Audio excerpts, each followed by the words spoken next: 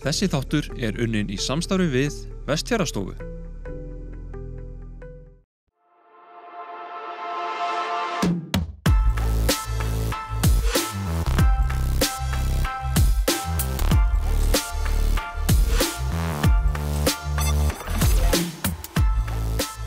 Sjávarútvegur og sjávarútvegstengt starfsemi á margan hátt undirstaða atvinnulífsins á Vestfjörðum. Ferðaþjónusta í sókn og nýting náttúruauðlinda. Þótt á ýmsu hafi gengið í atvinnulífinu fyrir vestan á undanförnum árum ný tækifæri greinileg, svo sem í fiskeldi. Til þess að svara aukinni tæknivæðingu aukin áhersla lögð á nýsköpun. Í þessum þriðja þætti atvinnupúlsins á Vestfjörðum verða 2 rótgróin sjávarútvegsfyrirtæki heimsótt þar sem hátækni áberandi. Sömuleiðis verður púlsinn tekinn á ferðaþjónustunni og fyrirtæki sem framleiðir gæðavörur unnar úr vestfirskri náttúru. Við byrjum í Vesturbyggð á Patreksfirði.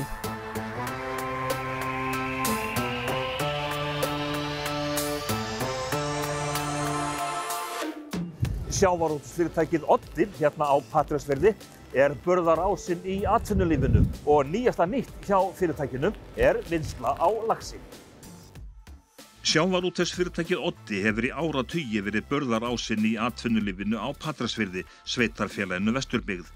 Ef allt talið, telst fiskeldið nú stærra en hinn hefðbundni sjávarútvegur í sveitarfélaginu. Oddi starfrækir fiskvinnslu og gerir út skip. Bolfiskurinn hefur sem sagt verið undirstaðan í vinnslunni. Við höfum verið að vinna 4.500–5.000 tonn á ári, svona síðustu árin. En erum að bæta núna við nýjung og ætlum að fara líka í laxfiskinn og það svona spennandi og vorum að byrja bara núna í ágúst að vinna lax, það að segja að flaka lax. Fram að því þá hefur þetta verið bolfiskurinn. Þetta vinslan og hérna hátæknin, svo sem vaskurðarvél sem nýtir hráefnið til hins ítrasta. Við höfum svona reynt að kappkosta að vera nokkuð framalega í tækninni í vinnslunni og reyndar varðandi meðferð og afla borð í skipunum. Við höfum reynt að fylgja þar vel þeirri þróun sem hefur verið, sem bætir meðhöndlun aflans og gefur okkur meiri möguleika á stýringu á afurðum og vinnslunni í heild sinni og þar reynt að spila inn á þá markaði sem virkir á þeim tíma þeir fara í sveiflum og við höfum séð það í gegnum árin og áratuginn að það alltaf eitthvað sem kemur upp á og þá gott að geta aðlaga sig að markaðssvæðum. Því miður eigum við ekki aflaheimild til þess að ná þessum tonnum sem við erum að vinna í dag og við viljum gjarnan reyna að komast í meira. Þannig að við kaupum aðeins frá öðrum útgerðum. Við erum í góðu og miklu samstarfi við Tálknafjörð og útgerðirnar þar og aðra báta sem róa hérna frá Patreksfirði og einnig kaupum við aðeins af fiskmörkuðum. Á árum áður var hryggjarstykki Odda vinnsla á saltfiski. Fyrirtækið áfram öflugt í slíkri vinnslu og Oddi þekkt fyrirtæki á saltfiskmörkuðum. Stór laxeldisfyrirtækin svo að segja steinsnar frá fiskvinnslu Odda, sem nú hefur fjárfest í öflugum hátæknivélbúnaði til þess að flaka lax og flökin svo send fersk á erlenda markaði. Það verður lögð áhersla á það að bjóða svokallaða pre-recall-flök sem flök fyrir dauðastjörnun sem þýðir það að við þurfum að vinna laxinn innan 8 tíma frá því að honum slátrað. Þessi vinnsla þarna hátæknin í fyrirrúmi? Já, þarna ákveðum við að fara þá leið að kaupa bara það nýjasta og besta sem að völ á í dag sem að hámarka nýtingu og afköst. Og við leituðum til marels í því sambandi og við höfum svo lengi átt mjög gott og mikið samstarf við þá.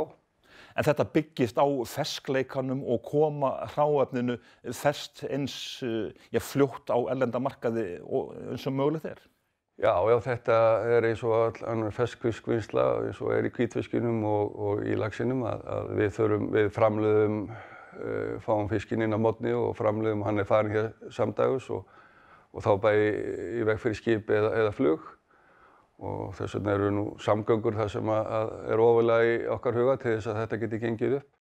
Já, samgöngurnar, þar blikka gulu ljósin í rekstri útflutningsfyrirtækja, ekki síst þegar að ræða ferskar afurðir sem seldar eru á kröfuhörðum alþjóðlegum mörkuðum.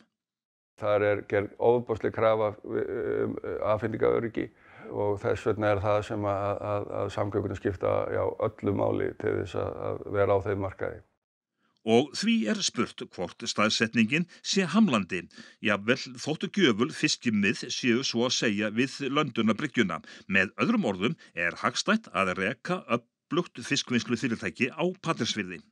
Já, ég myndi segja að það væri gott að gera það. Vegna þess eins og segir bendir réttilega á að þá erum við mjög nálægt auðlindinni sem skiptir náttúrulega gríðarlega miklu máli. Það líka gott vegna þess að í svona þorpi, sjávarþorpi eins og Patreksfjörður þá ákveðin hefð fyrir því að fiskvinnsla skiptir máli og samfélagið snýst allt þetta og þess vegna held ég að það sé mörguleyti gott og betra að reka sjávarútvegsfyrirtæki á svona stað heldur en það sem að það skiptir ekki eins miklu máli í samfélaginu.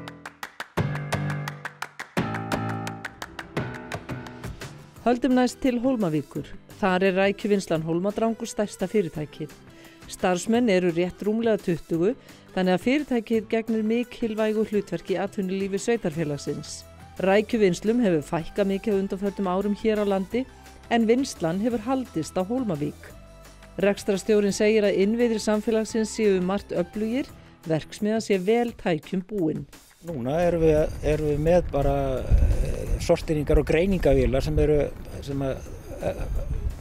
myndgreina rækjuna og telur og flokkar út galla og mismunandi rækju og þetta mikill velbúnað. Mannsöndin kemur lítið að rækjunu og snertir rækjuna varla. Við erum ennþá og vísum með skoðunarbandi en í staðan fyrir hérna eins og í gamla daga voru 20 konur sem sátu við banda að pikka úr rækjur og þá erum við bara með 2-3, kannski 4 þegar mest á bandinu, hreinsibandinu. Þannig að mannsuga kemur alltaf við sögu í restina en tækin eru að leysa mikið og þetta verður alltaf betri og betri störf þannig að erfiði fer alltaf meira og meira úr því eftir svona þróar og það alltaf að þróast betri þessi myndgreiningatækni til þess að flokka og rækjuna.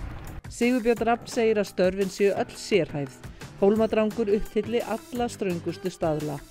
Maður þarf að vera verulega á tánum því að það alls konar aðferðir og þess að ná upp og betri nýtingu í afurðinni og svo líka það sem náttúrulega það nýjasta, það er að fylgjast verulega vel með og finna upp aðferðir til þess að nýta frá kasti sem kemur raun og veru við vinnsluna, eins og skél og innibli og hausinn og hrogn og vinnsluvatnið og allt því. Þar alveg heilmikið vaxtabroddur í því að reyna að finna lausnir á því að nýta það og ég alveg sannfærður það að þegar fram í sækir að vera meiri verðmæti í því heldur nokkuð tíma fisknum sem við erum að vinna úr rækjunni. Já, tækifærin eru til staðar, segir Sigurbjörn Rafn. Fjárhagslegri endurskipulagningu Hólmadrangs lauk fyrir nokkru. Samherji nú stærsti hluthafinn sem þýðir meðal annars að Hólmadrangur nýtur góðs af sölukerfi Samherja. Fyrir þá sem að vilja fjárfesta í þessu og vera framalega, það sem við sannarlega erum, verksmiðjurnar allar á Íslandi eru mjög framalega og þá vaxtabroddur í þessu og það mikil eftirspurn í raun og veru eftir svona fersku sjávarfangi og þar með rækjunni. Á móti, við erum að keppa við Asíurækjuna, stóru rækjuna sem alin upp í eldistjörnum og þar að koma upp alls konar sjúkdómar og þarf að beita lyfjum og slíkt. En við erum með í raun og veru villibráð sem þessi norðsjávar, Ísjávarrækjan. Rækjan flokkast sem lúxusvara. Rækjuiðnaðurinn svona eins og rjúpnastofninn að þennst út og svo dregst hann saman það komna slæm og góð ár og nú eru við mjög einkennilegum tíma þegar þegar fólk veikt út í heimi af þessu kórónuveirunni og fólk situr í nánast stofufangilsi svo í Bretlandi sem stærsti markaðurinn okkar og það það ekki það fyrsta sem fólki dettur í huga að fara að gera rækjukokteil þegar það fær að fara út til þess að kaupa í matinn og það horfir frekar á eitthvað sem það þekkir, þorsk, hnakka eða kjöt eða beikon og egg sem það gerir sér og þannig að eins og þá eru markaðir mjög þungir og en ég náttúrulega bjartsýnismaður, ég vinn í rækjuiðnaðinum og ég að veit að þetta mun ganga betur og þegar leið á bóluefni til dæmis fyrst og fólk væri að fara aftur út á veitingastaðina, í veislurnar og slíkt að þá muni koma kippur aftur í söluna og verður blómstrið eina hér í þessum geira sko. Eins og fyrr segir Hólmadrangur stærsta fyrirtækið á Hólmavík. Starfsemin því mikilvæg.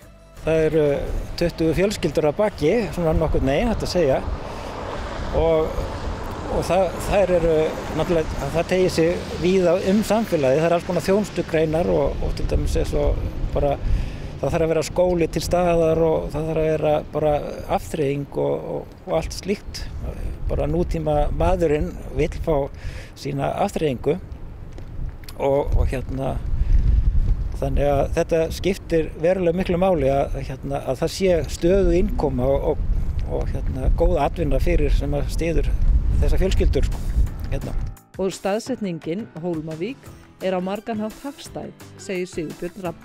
Það eru 3 klukkutímar að keyra góðum vegi yfirleitt til Reykjavíkur og leiðin yfirleitt alltaf fær. Það eru Þröskuldar og Brattabrekka sem eru helstu faratalmannir á veturnar. Þeir eru yfirleitt ruddir og þetta maður getur talið dagana sem stopp fingurum annarri handar. Þannig að 3 tímar ekki langt í útflutningshöfn í sjálfu sér. En það kemur samt á móti að flutningskostnaður mikil byrði á okkur hérna. Við þurfum að greiða, það dýrt að flytja hér að, öll aðföng koma hér að með flutningabílum og afurðirnar fara frá okkur með flutningabílum. Ferðamennska hefur vaxið á Vestfjörðum rétt eins og í öðrum landshlutum. Samkvæmt rannsóknum eru náttúruunnendur afgerandi hópur á Vestfjörðum. Sömuleiðis segja rannsóknir að ferðamenn séu almennt ánægðir og ráðgeri að koma aftur. Já, líf ekki bara fiskur hér á Patreksfirði. Hér rekin öflug ferðaskrifstofa Westfjords Adventures og var stofnuð árið 2012 og hefur gengið mjög vel. Ég hitti þarna 2 menn sem eru svona svipari bylgjulengd og ég. Og það var lítil afturreying á þessu svæði þegar þetta og við förum að tala okkur saman og ákveðum bara að stofna fyrirtækið og byrjum á því að fá skrifstofurými með aðstoð Vesturbyggðar og byrjum bara á því að setjast niður og skrifa upp túrana og svona ræða saman hvað gæti verið gott aðdráttarafl á svæðinu og laðað erlenda og innlenda ferðamenn að. Og það verður þannig að við setjum upp þarna einhverjar 12-13 ferðir og þetta voru bæði gönguferðir, hjólaferðir og bara útsýnisferðir með leiðsögumanni og svo fer þetta bara svona að rúlla. Bætum við alltaf einhverja afþreyingu með hverju árinu. Ákvaðum að gera upplýsingamiðstöð, svona smá minjagripaverslun, byrjuðum með áætlunarferðir, bæði til Brjánslækjar og Ísafjarðar og Patreksfjarðar. Og svo svona vatt þetta alltaf upp á sig bara með hverju árinu. Það bættist við einhver afþreying eða einhver annar svona vöruflokkur. Hverjir eru helstu styrkleikar svæðisins fyrir túrisma? Það alveg tvímælalaust náttúran, alveg númer 1, 2 og 3. Það sem að erlendir ferðamenn sækja hingað á sunnanverðu Vestfirði, að það bara númer 1, 2 og 3 náttúran. Og þá það auðvitað svona topp aðdráttarafl staðarins þá Látrabjarg og þá sérstaklega lundinn og aðrir fuglar í bjarginu og rauðasandur og selir, við höfum verið með selaskoðun þar og það mjög vinsælt og svo auðvitað dynjandi. Þetta eru svona aðalperlurnar en svo auðvitað líka minni staðir sem eru svona lítt þekktir sem að heilla. Og fólk að sækjast eftir kyrrð og friði eða hvað það að sækjast eftir? Já, kyrrð og friði og einmitt að koma staðans út úr svona, eða frá þessum stöðum það sem svona meira hægt að segja krökkt af ferðamönnum eða mikið af fólki. Hérna getur það verið þó að fara út að Látrabjarg í júlímánuði og það okkar mati mikið af ferðamönnum á svæðinu þá. En það samt sem áður, það getur svo auðveldlega upplifað staðarhátti þannig að það sé engin annar nálægt. Sko, við þurfum auðvitað að vera með gott úrval af gistingu og veitingastöðum og svo annað bara verslun og eins og hjá okkur bílaleigu og það ferðir í boði, skipulagðar ferðir í boði, alls kyns afþreying. Þannig að það kannski svona grundvallar atriði auk sem kannski nummer 1, 2 og 3 samgöngurnar. Hvað með dýrafjarðargöngin? Hverju breyta þau? Það á eftir að breyta heilmiklu fyrir okkur. Auðvitað, það aðstafar okkur við að því við erum með ferðir sem eru bæði á norðanverða Vestfirði og sunnanverða Vestfirði og auðvitað betra upp á bílana okkar, við betum með bílana að gera ekki eins mikið á malarveginum og það verið styttra að fara yfir og þægilegra og við hefum líka verið að sinna skemmtiferðaskipunum á Ísafirði. Við höfum alltaf á hverju ári tekið á móti nokkrum hópum á Ísafirði, þannig að þetta hjálpar allt saman. Hvernig undirbýrið þið fyrir næsta sumar?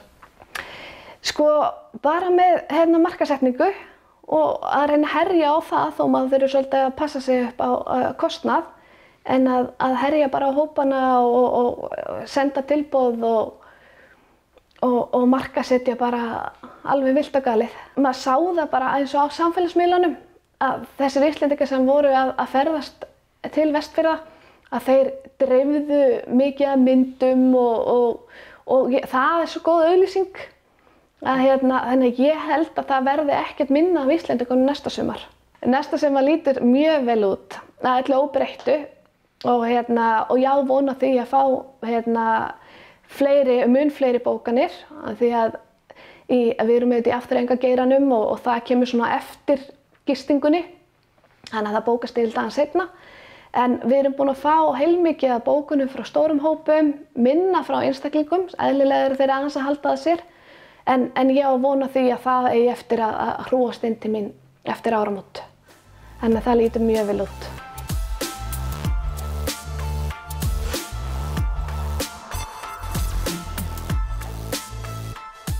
Höldum næst til Tálknafjarðar. Þetta húsnæði Villimeyjar. Aðalbjörg Þorsteinsdóttir hefur langt árabil framleitt smyrsl og aðrar vörur úr íslenskum jurtum, vestfirskum jurtum sem vaxa í næringaríkum jarðvegi og fá hreint loft og tært vatn. Jurtirnar eru allar handtíndar og framleiðslan vottuð. Við erum með vottað land sem eða svona rúman hálfan fjörðinn og 3 jarðir í Arnarfirði. Þannig að við tínum bara á þessu svæði að því við erum með svæðið vottað og við erum með svona stórt til þess að hvíla á milli ára þannig að tegundasamsetning raskist ekki. En tínslu tímabilið, það þá bara yfir sumarið væntanlega? Já, það að mestu þá, já. Eða sko jurtirnar eru þá, svo, já. Það allt sumar. Það misjafnt hvenær jurtirnar eru tilbúnar, hver ein jurt. Það eru ekki allar tilbúnar á sama tíma. Og þá törn hjá ykkur að tína? Já. Ræðurðu fólki í tínslu? Við erum nú mest í þessu mæðgurnar. Þannig að við höfum, að því að við erum með þetta staðbundið hér og með okkar tínslu svæði. Þannig að við erum bara, við höfum fengið aðstoð. En við erum ekki að ráða hópa til að tína. En hvaða máli skiptir það að svæðin séu vottuð? Það hlýtur að vera ákveðið svona gæðastimpil. Já, það fyrir þessa lífrænu vottun sem að vörurnar eru með. Þær eru það farið náttúrulega yfir, það ekki tínt á nema svæðið sé hreint. Það ekki borið á tilbúin áburður og svæðið bara hreint. Það ekki tínt á svæðum þar sem einhver mengun gæti verið. Þannig að það líka, og svo líka skipti máli hvaða hlutar jurtunnar eru týndir og þú veist, það skiptir rosalega líka miklu máli vaxtatíminn. Skiptir það máli að jurtirnar séu vestfiskar, Vestfirðir eru svona tengdir við hreinleikan? Ég vil meina það. Ég vil meina það. Það var einhvern tímann eftir eitthvað viðtal við mig að það var hringt í mig frá Náttúruvísindastofnun. Það var starfsmaður þar sem hringdi í mig og sagði mér þeir hefðu verið að rannsaka þungmálma í fléttum og mosa síðan 1990 og hann sagði mér það að ég þarf nú að finna þessa skýrslu, hann sagði mér að það væri minnsta loftmengun á sunnanverðu Vestfjörðum. Þannig að það eru hans orð, þannig að ég trúi því, það er náttúrulega búa ekkert svo margir hérna, það er ekki mikil mengun hérna. Þannig að hreinleikin hann skiptir máli? Já, auðvitað, hann skiptir rosalega miklu máli. En hefur þið fengið tilboð að fá jurtir annar staðar frá og að þú getur bara keypt þetta frá einhverjum verktökum? Já, ég hef fengið það, þú veist, og það eru margir hreinir staðir á landinu. Ég er ekki að segja að þetta sé best og svona, ég meina það auðvitað, Ísland er bara yfir höfuð mjög gott land og hreint. En já, við höfum gert það, en við erum með þetta vottaðasvæði og erum bundin náttúrulega svolítið að fá vottaðar jurtir og líka, kannski er það bara líka sérviska í mér, þú veist, ég vil vita nákvæmlega hvernig meðhöndlun er á jurtunum. Ég er kannski svolítið smámennusum með það, ég veit það ekki, en ég vil svona vita nákvæmlega hvað ég er með í höndunum og mér finnst það skipta miklu máli að það sé líka stuttur tími frá tínslu þar til að fer í vinnslu og það er svona margir þættir. En er það ekki líka þannig að kaupendur vilja vita hvað þeir eru að kaupa? Jú, örugglega, auðvitað. Þeir vilja það og líka, þú veist, þeir vita að jurtirnar eru allar héðan og þær eru allar frá Íslandi, en allar týndar hérna Vestfjörðum á þessu vottaða svæði sem við erum með allt skráð, Er það harður heimur, er samkeppni hörð á þessum markaði? Já, það er náttúrulega alltaf, þú veist, það er náttúrulega alltaf samkeppni, hún er náttúrulega af því góða, En þú veist, ég held bara líka að vörurnar hafa svolítið svona bara skapa sinn sess bara með virkninni. Það er bara, við erum með okkar kúnna sem að vita að vörurnar virka. Það er svolítið þannig, en auðvitað er samkeppni í öllu. Og er það ekki af einu góða? Er það þá sem sagt orðsporið sem að er þinn besti sölumaður? Já, ég hugsa það og virknin í vörunum. Það skila sér til fólksins og það er í rauninni grunnurinn að þessu öllu saman. Það var að fá að fólk geti hjálpað sér sjálft með aðstoð náttúrunnar við þínum ýmsu kvillum. Og það er í rauninni það sem að ég byrjaði þetta með. Það var að hjálpa sér svolítið sjálfur. Finnst þér það hafa breyst þetta hugafar á öllum þessum árum sem að þú ertu búin að vera í þessum bransa? Já, mér finnst það hafa breyst. Við byrjuðum um leið og við byrjuðum að ákváðum að setja þetta á markað, þá fórum við í vottunarferli. Og vottunarferli, þessi lífræna vottun tekur svolítið tíma, þannig að við byrjuðum strax á því ferli. Um leið og við ákváðum að ætla að setja vörurnar á markað, þá byrjuðum við á því og mér finnst það sérstaklega. Þessi lífræna vottun og þessi hreinleiki, mér finnst vera miklu meiri vakning á Íslandi heldur en fyrir 15 árum. Að það skipti máli og það skipti rosalega miklu máli hvað við berum á húðina, það fer inn í líkamann. En ertu ekki á snarveitlu stað með framleiðsluna? Væri ekki nær fyrir þig að vera sem næst markaðnum bara á höfuðborgarsvæðinu þar sem fjöldinn er? Nei, ég er ekki á vitlausum stað. Ég er algjörlega á réttu stað miðað við það að ég er í jurtunum, ég er í gullkistunni. Jurtirnar eru hér og þetta er bara náttúrulega rétti staðurinn fyrir svona vörur og svona framleiðslu.